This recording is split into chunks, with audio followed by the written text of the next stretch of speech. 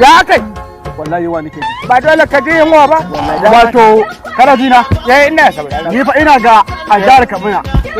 Idan har baban Allah nan duk gwara daya kan kujerar mulkin gwamnan nan ba. Za mu je yunwa ba.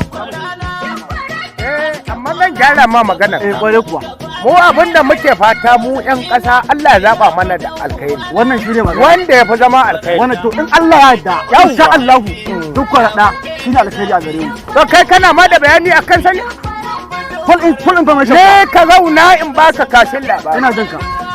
Lokacin da ne aure na fari.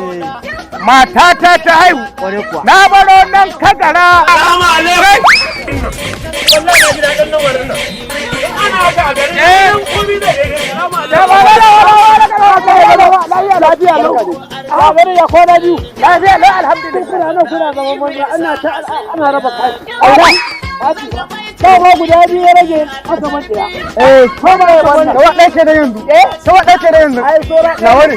Alƙur'an na wani. Sora ɗaya ne. Na waye wannan katin. Tunda ba ɗaurin aure za ni ba na waye. Ka duba ka gani. Na ga. Duk kwaraɗa.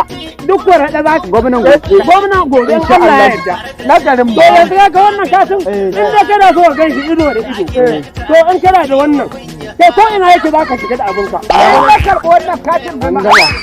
To abin da za a yi guda ne ya rage ta. Guda ɗaya ne. Guda ɗaya. To ku je ku karɓo. Akan me? Akan me? Ko ba har da. Ai wallahi ba. Kai.